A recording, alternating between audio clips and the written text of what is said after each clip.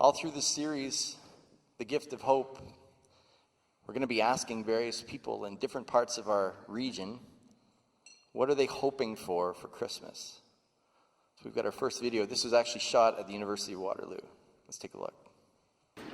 What are you hoping for this Christmas? To spend time with friends and family. So just enjoying the holiday and going out and just going to the Niagara and enjoying the fun.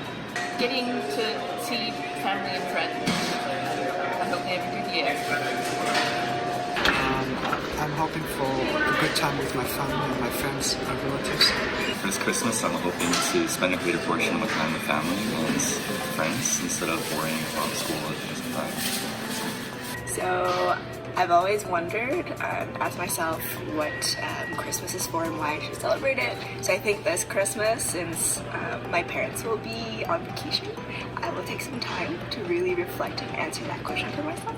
So I'm really excited about that because it'll be nice to sit down with a cup of hot whatever I find in my house and just think about it and reflect on it and journal about it. I'm hoping to go back home and see my family, which would be nice. I'm just hoping I get back to my family safe and sound. I think I'm hoping for some time to spend with my friends and family to kind of decompress from school. It's been a very stressful term, so looking forward to having some time to just take care of myself and spend time with the people I love and kind of reframe things in a more positive way after such a stressful term. I'm not sure. I don't have a lot of hopes in terms of what I want for Christmas. It's just like it's already there for me. So there's no like specific expectation that I have from others, I guess. Yeah. Well, I have to admit, this isn't exactly how I pictured this would go down today. It's been kind of a stressful, chaotic morning, and you can imagine if you've ever been in charge of an event where you're trying to reach a lot of people that you can't simply call them all at once or email them all at once. It's kind of tricky because not everybody has everything. So trying to make a decision about to run or to not to run, it's been a little stressful this morning. But at the end of it, having gone through what we've gone through together already this morning, I think we made the right choice, right? And God's moving, and that's pretty special. And so if you're at home watching us today, this might be the first time that you watched our live stream. And so hopefully everything is working the way it should. And we're just glad that you're with us. So if you're sitting there still in your house coat and you're having a coffee, well then have one for me. And remember to stay engaged as we go through this. So it's finally here. The calendar has flipped and now it's officially December. And maybe you're like me. And the first day of December means that you can now legally start to listen to Christmas music. Now you can legally put up your Christmas tree, you can turn on your Christmas lights, and start the countdown to the big day. Or maybe you're like the Hallmark Channel on TV, and you've already been celebrating and looking forward to Christmas literally since the end of October, with every sort of Christmas romance you can imagine, and now you're just finally glad the rest of us, me, have caught up. I can tell you that we have both views represented in our household, in our family. So the beginning of December means that we are all finally on the same page, and that is a good thing. Regardless, the first week of December, the first week of Advent, means that we are into a season of looking forward, of anticipating, of celebrating the miraculous plan of Jesus coming to earth as a man. And we've already talked about it in various ways this morning. The Christmas season is upon us. So we asked the question, what are you hoping for this Christmas? You just heard from some university students as they described what they're hoping for. So what did we hear? We heard about time with family. We heard time to celebrate with friends, decompress after a busy term, maybe give a special gift or two, or have a special moment that makes the season memorable and special. I like that one that actually talked about trying to figure out what it all means. That was a really honest opinion. Now maybe it's the same for you this Christmas. Maybe you're excited about the chance to get together with family members, to revive your traditions, to give gifts, to be generous to the people around you. But have you ever had a time in your life when you hoped for something so desperately for Christmas? Maybe you dropped hints. Maybe you were a child, and maybe you dropped hints to everyone that would listen. You put it on your Christmas list. You made sure it was on a prominent spot on the fridge so everyone could see it. You even circled the ad in the Sears wish book. And you folded the page corner over to make sure that people flipping through would find it and your parents would be sure to see it. Now, wait a minute. This is one of those moments I have in teaching all the time where you realize that if you're under 30, 40, if you're under 30 or 40, you may not even know what a wish book is. Okay, so a wish book, it's this thing they called a catalog. And the catalog was like this printed booklet. And the way the booklet worked, that it had all the products offered by the store in one place, and you could flip through it. And then what you would do is you pick up this thing called a phone, and you would call them, and you would order it through an operator, and then you would wait 6 to 8 weeks, maybe, for it to show up as promised. It wasn't like Amazon Prime at that point. It's totally different. But you certainly got a chance to build your anticipation. You get what I mean, though. As kids, we would agonize over the one gift that we hoped we would receive on that Christmas morning. We'd wait, and we would hope. We would wait, and we would hope, hint, and hope again. Sometimes it worked out, and you got exactly what you wanted. Your hope paid off. But sometimes it did not. And there would be that painful moment when you had to pretend you were excited about the gift that was okay. I mean, who doesn't want to receive a 6-pack of black dress socks? But honestly, it wasn't really what you wanted at all, and your hope was dashed. For some of you this morning, as you think about the upcoming Christmas season, life feels a little bit like that. You had something in mind that you thought you were going to receive in life, and you're sitting here today and it hasn't turned out that way.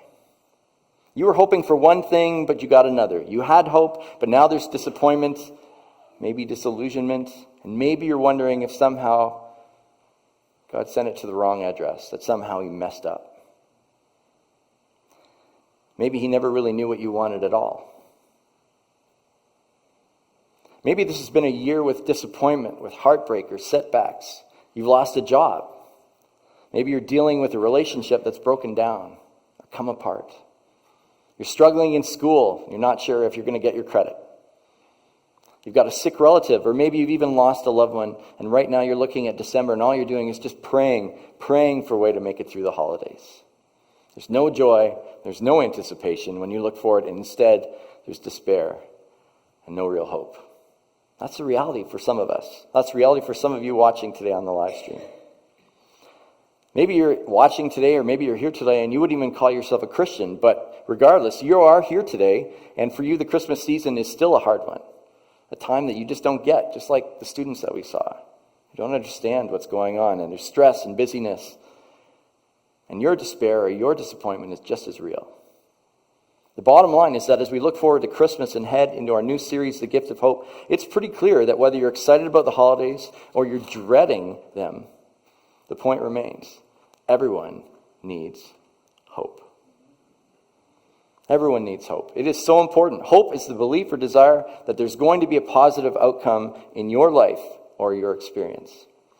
For the Christian, hope is rooted in the belief that there's a God who loves you and can be trusted to be faithful to his promises. Hope propels us forward. Hope assures us that our efforts aren't futile, that they're not pointless. Hope keeps us going when circumstances look grim. So there's the problem. When we lose hope, we're in trouble. Everyone needs hope. I want to take us to a part of the Bible today that you probably would not anticipate as you think about the beginning of a Christmas series. You probably think Matthew or Mark, Luke or John, and that would make sense, but I'm not going to do that today. I'm going to take you to a story that predates Mary and Joseph. It predates the wise men, it predates no room at the inn, and yet in this story we're going to see a glimmer of the hope that God was not only creating for one family, but we'll see how in restoring hope for this one family, God restored hope for every family, for all of humanity. We're going to turn to a little book of the Bible in the first half, the Old Testament, and it's called the Book of Ruth. The Book of Ruth. The book is set during the time of the judges in Israel. So if you know anything about the kings of Israel, this is before all of that. This was a really tough time. Before Israel had a king, and when the nation was subject to frequent raids and wars with foreign powers. There were times of faithfulness, and then there were times of unfaithfulness to God. They would fall under the lure of exotic idols and other gods, and then suddenly there would be political instability. It was a difficult time in Israel's history, and it's almost 1,100 years before the birth of Jesus. This is a long time before that. Now, into this situation, the book of Ruth introduces us to a family led by a man named, you ready for this? It's a difficult one. Elimelech. It took me a long time to get that right. Elimelech. And Elimelech was married to a woman whose name was Naomi. And they had 2 sons, Mahlon and Kilian. And they were from a small town in Judah. Now, we don't know a whole lot about the family, except the story tells us there was a huge famine in Judah, and that Elimelech decided to take his family out of Judah and into the foreign land of Moab. Again, if you've been in Sunday school for any length of time, you've heard that, Moab, before. It's not a good place for Israel. Okay, often at war with them, definitely hostile. But Elimelech decided to take his family in search of a better life. And while they were there, Elimelech dies. Now, we don't know how or why he died, but when he died, he left Naomi as a widow, alone, in a foreign land with only her 2 sons. This was not the plan. This is not what they anticipated. They stayed in Moab, the boys grew up, and they married Moabite women, people from the region. Their names were, and get this, Orpah was one, not Oprah. Okay, so you switch the P and the R around, they're reversed.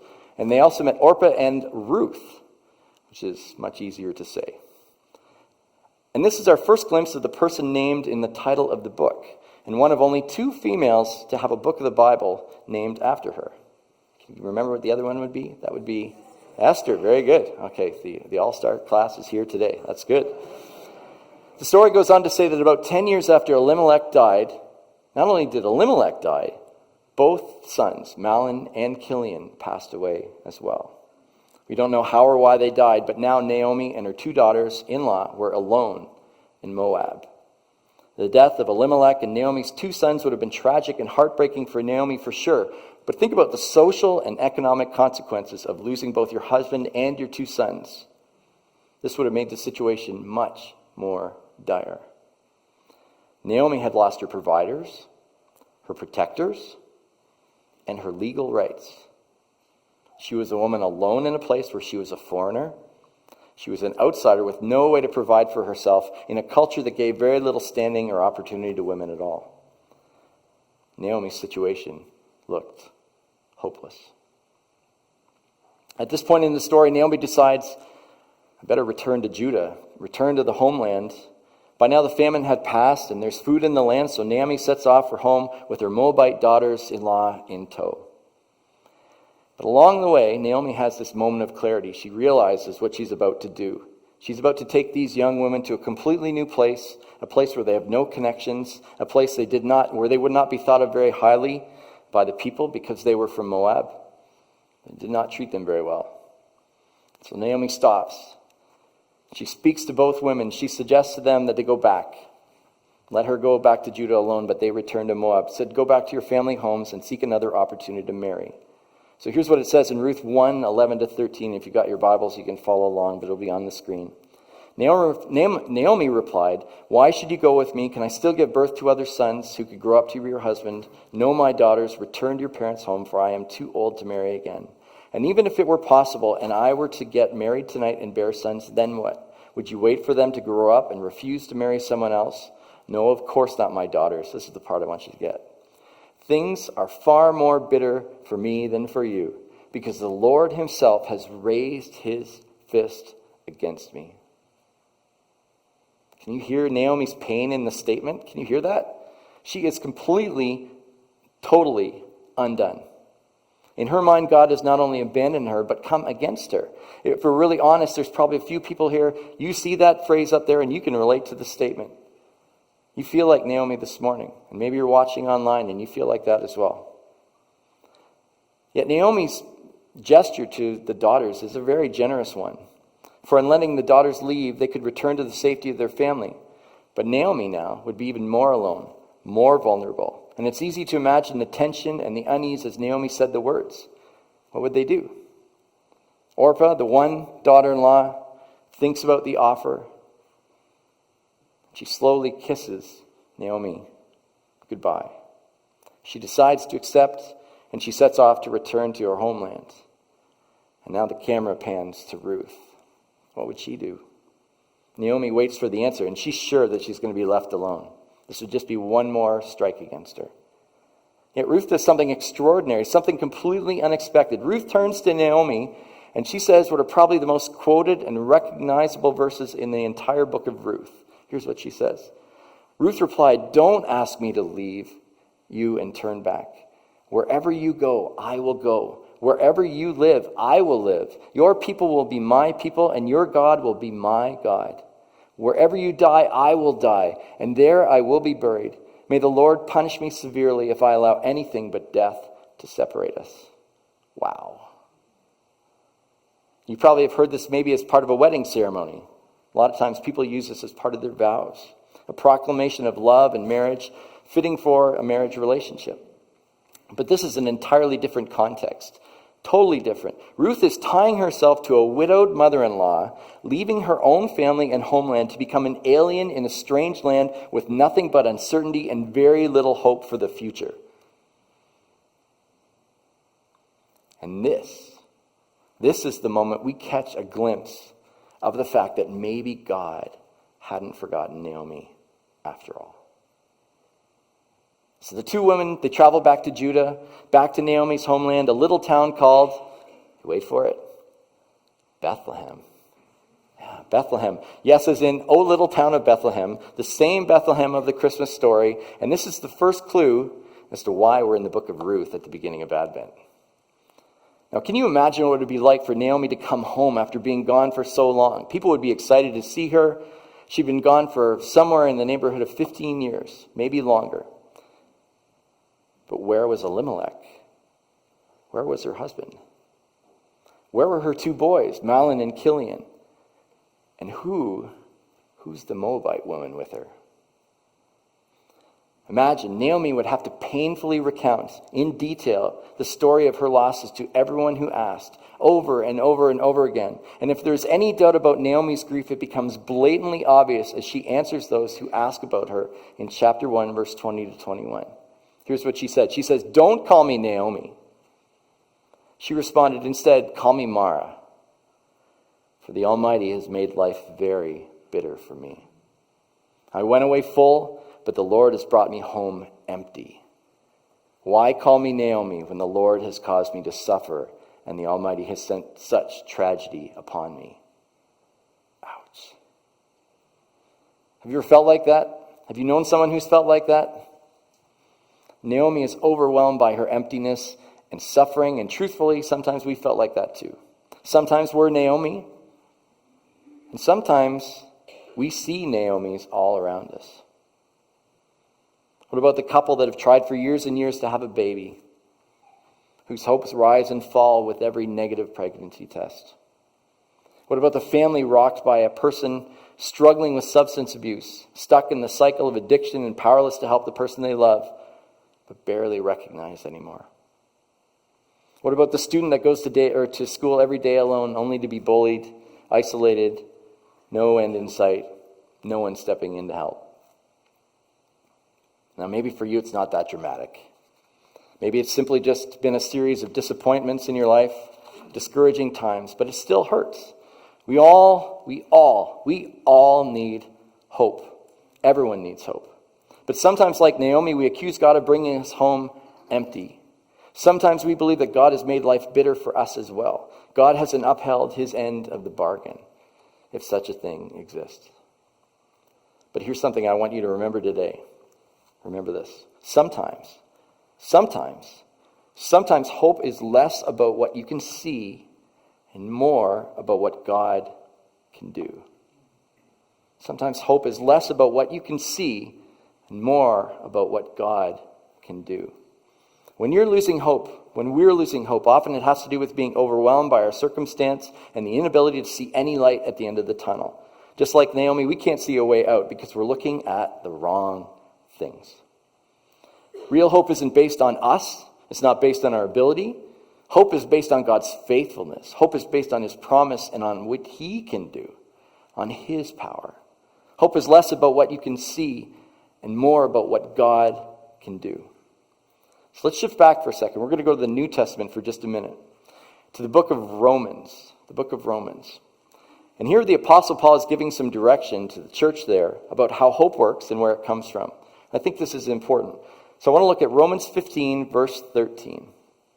And here's what he says. He says, I pray that God, the source of hope, will fill you completely with joy and peace because you trust in him. Then you will overflow with confident hope through the power of the Holy Spirit. Paul reminds us, God is the source of hope. God is the source of hope. Notice that he doesn't say hope lies in our circumstance. It doesn't lie in our ability to solve our own problems. That's not where our hope comes from. It's not based on how much money we have. It's not based on what our future prospects look like. God is the source of hope. He is the only source of hope. Now, if you think about it, to me, that's good news. It's good news because it turns out that I'm not the source of my own hope, which is comforting.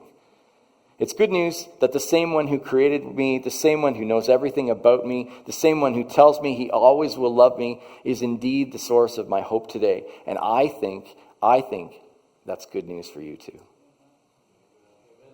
God is the source of hope. But we forget. We forget sometimes. And I think Naomi forgot as well. I think she knew it, but she forgot. Naomi was so beaten down by loss, regret, and sadness that she forgot that God should be the source of her hope and not the source of her problems. Naomi had forgotten, but God hadn't forgotten her. God hasn't forgotten you. In Ruth chapter 2, Naomi's story continues with Ruth at her side now. No husbands, no sons. Naomi was forced to send Ruth into the fields behind the harvesters to glean for grain, to feed themselves, to stay alive. Now, if you haven't heard the story before, that might be a new word to you. You may never have heard of the word glean. But it actually refers to a command way back in the book of Leviticus, early in the Bible.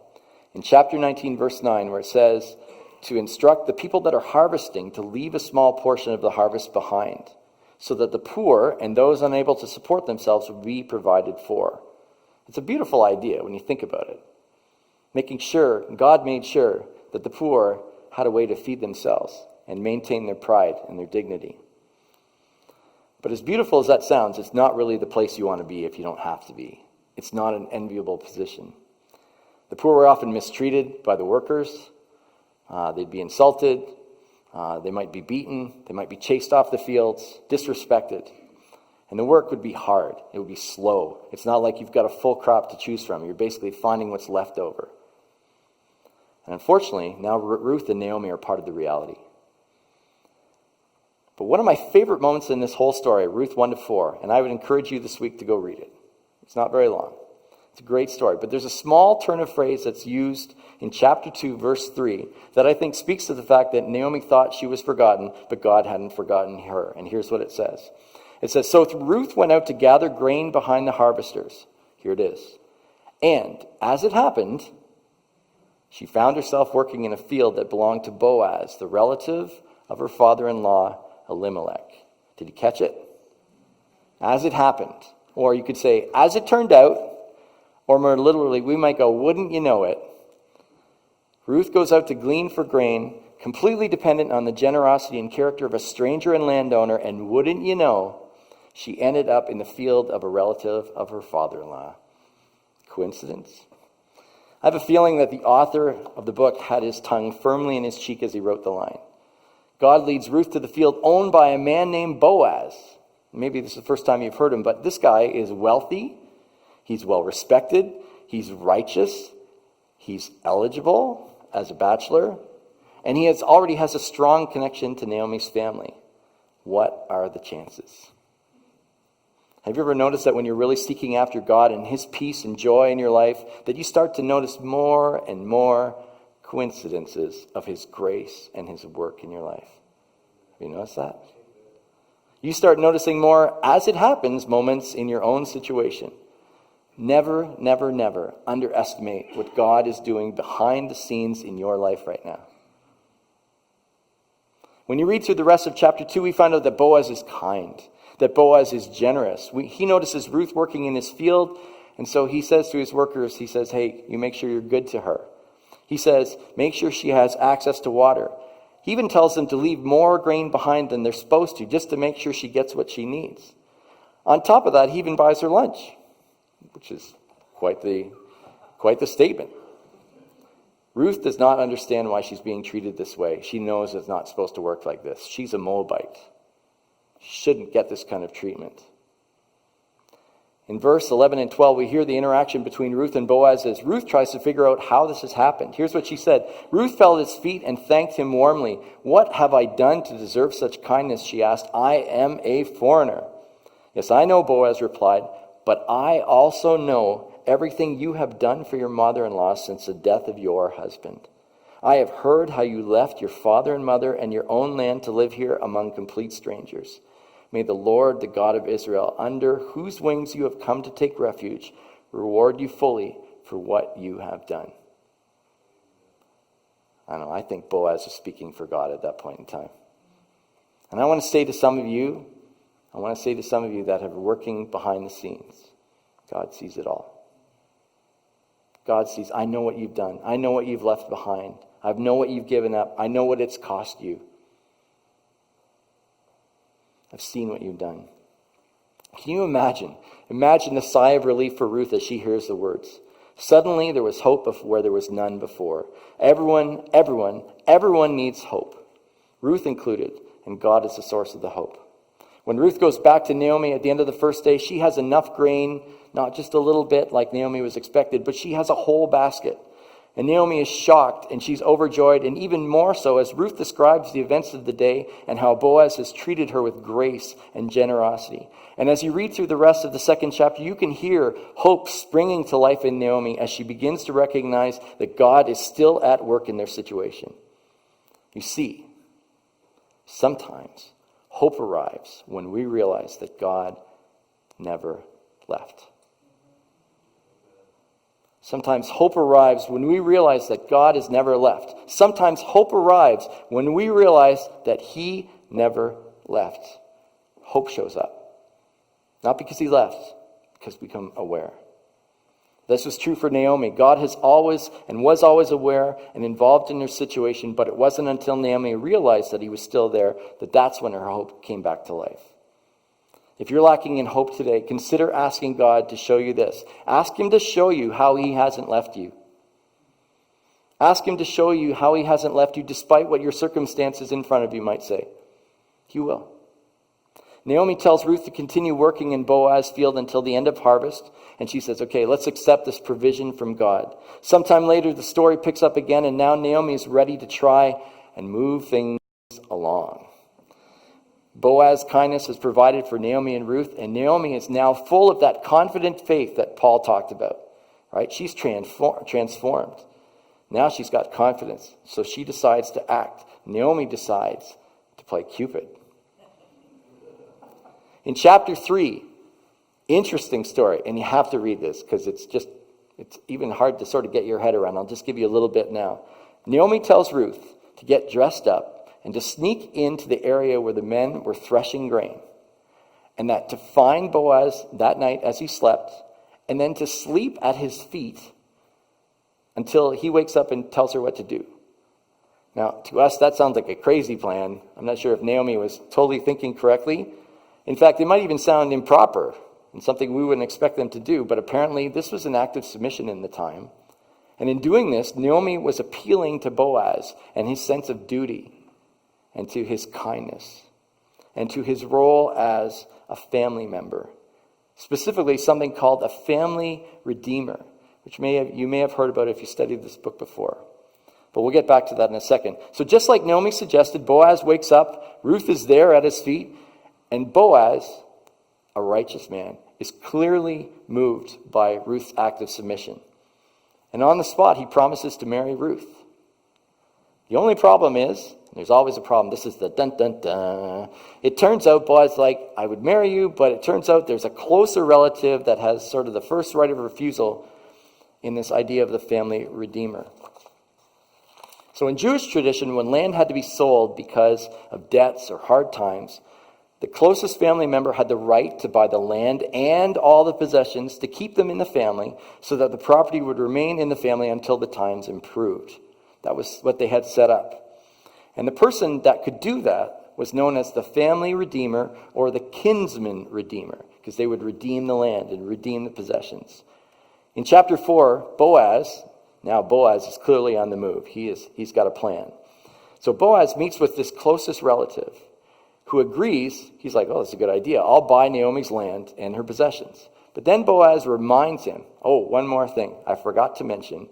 When you purchase the land and all the possessions, you also will need to marry the Moabite woman that Naomi's brought back. And you can imagine the relative is like, yeah, I don't really want to buy the land. So the relative refuses, and suddenly, guess who is in position to marry Ruth? Boaz. Now, if you read the story, interesting thing, you'll even hear that they sealed the deal between the two relatives by exchanging sandals, which was the tradition of the time. Who knew that a Birkenstock could be that meaningful? Anyways, all sandals aside, remember this: Boaz acted as a family redeemer, stepping in for those who no one else would redeem. Does that remind you of anybody? Boaz acted as a family redeemer, stepping in for those no one else would or could redeem. Jesus did the same thing for us, but he did it to the point, it didn't just cost him money, it cost him his life. Jesus redeemed those that could not be redeemed. He redeemed us. Jesus is our family redeemer, in the same way that Boaz was a family redeemer to Ruth and Naomi. The book of Ruth ends with Naomi holding now, time passes, a brand new grandson, Obed, the son of Ruth and Boaz. That's how the book ends. The scene is almost idyllic. It's almost like the Hallmark movie at the very end when everything wraps up in the last 10 minutes. You've seen that? I've watched a lot of them in the last couple months. But now we have Naomi, and Naomi is a proud grandmother. She is beaming. She's surrounded by her friends, surrounded by her family, and she is blissfully aware that God had indeed never left her. And here's what her friends say to Naomi in Ruth 4, verse 14 and 15. I think this is prophetic. Praise the Lord, who has now provided a redeemer for your family. May this child be famous in Israel. May he restore your youth and care for you in your old age. For he is the son of your daughter-in-law who loves you and has been better to you than 7 sons. Isn't that an incredible story? Everyone needs hope. God is the source of that hope. And I think we find in the story of Ruth an incredibly persuasive attempt to prove that God is in the business of restoring hope to his people. We find that God is at work redeeming the circumstances of our lives to bring us into the full covering of his family.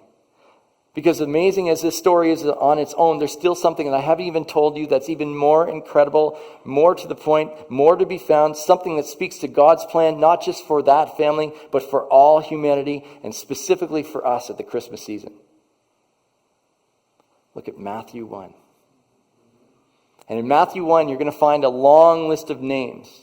And if you've ever read the Christmas story before, it's probably the part you skip over as you're trying to get to the actual, the shepherds and the angels and stuff. But it's really important because it's the genealogy of Jesus, the generations of men and women that form the line of descendants that would one day lead to the birth of Jesus. You scroll through the list until you get to verse 5. Here's what verse 5 says. Verse 5 says, Salmon was the father of Boaz, whose mother was Rahab. Boaz was the father of Obed, whose mother was Ruth. Obed was the father of Jesse. You might recognize that name. I know you'll recognize the next. Jesse was the father of King David. Here in the genealogy of Jesus, we find Boaz and his Moabite wife, Ruth, grafted into the family line of King David, grafted into the family line of the King of Kings, Jesus. Naomi was not forgotten. Naomi was included. Naomi was not abandoned. Naomi had a part to play in the plan. Hope arrived for Naomi when she realized that God had never left. As we head into the Advent season, as we move through the sermon series, The Gift of Hope, I want you to remember that Jesus came to earth as a man, born as a tiny baby. He came to be our family redeemer. He came to be the fullest expression of the Boaz figure in our story, in your story, in my story. This season marks the beginning of the plan put in place that would ultimately lead to you and me and everyone watching being grafted into his genealogy. Our hope arrived when he came so very close to us, God as man. Worship team, why don't you come up? And I'll ask you to start to play. This Advent season, I'm praying. Here's what I'm praying for you. I'm praying that you'll experience the kind of confident hope that Paul talked about in Romans. I'm praying that we'll be a church full of that. And if you're facing a difficult holiday season with some personal or family circumstance where you're having a hard time finding hope, remember, God alone is your source. God alone. Not you. Not your plans. You can't muster it. You can't manufacture it yourself. He is our hope, period. He is our hope, period. Remind yourself that your hope is less about what you can see. It's more about what God can do. It's less about what you see and more about what he can do. And even when you don't feel like it, spend time in his word. Read the stories of God's faithfulness and provision for his people. Maybe this week, like I said, read through the book of Ruth and ask God to show you how your story parallels the same one. Remember to focus on what God can do and not on what you can see. Remind yourself that God has not left you and pray that God would allow hope to arrive in your life again. But perhaps you're here today, you're not struggling with hope. You're in a good place. Don't apologize for that. That's good. God is good. But maybe today, and I think this might be why you're here, maybe today God is calling you to act as a Boaz for someone else. An extended family redeemer to step in and provide hope for others you show love and generosity. Maybe just in a small way. I'm challenging you this week. I'm challenging you to find 3 people. 3 people that you could reach out to in some way to act in this way. Maybe it could be a simple act of inclusion to somebody who's left out. Having them join your conversation, sitting down with them at the lunchroom. Maybe it's a gift of generosity this week to someone who has a financial need, who has no hope and has no idea how that bill will be paid. Maybe it's offering a word of encouragement to a friend or colleague that's wrestling with despair or hopelessness. You could walk by, you could leave it alone, you could do your job, nobody would ever question you, but you stop, you take a minute, you give a word of encouragement. I'm there if you need it. Everyone needs hope. Everyone needs hope. And I believe God is calling us to participate in his plan to bring hope to those who need it. Now we're going to sing one last song in a second. It's called Living Hope. You know that one, I'm pretty sure. And while we sing today, I'd encourage you to ask God what he would have you do with what you've heard. I would love for this Christmas, not the next one, not one after that. I would love for this Christmas to be a season full of confident hope that only God can give. And I believe today is a breakthrough day for you here and for those of you at home. Today's a breakthrough day. Maybe you want to stand in the gap today and pray for someone else. Maybe somebody's come to mind right off the bat. You just picture them and you think, oh, the last time I saw them just looked hopeless and despairing. Maybe God today is bringing them to mind for you because he wants you to pray for them. To stand in the gap and to be that person that helps them when they're struggling. Maybe you simply want to offer yourself today. Say, Lord, nobody's coming to mind today and I don't feel hopeless, but all I'm doing is I'm putting myself in a position of offering myself to you to participate in your plan and to do the very things that you call me to do. Would you equip me, Lord, to do that? Give me eyes to see and ears to hear.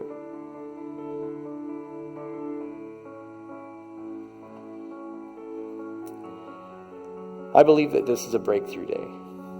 I believe this is a day when God shows us that everyone needs hope, and then he equips us to give it to those around us.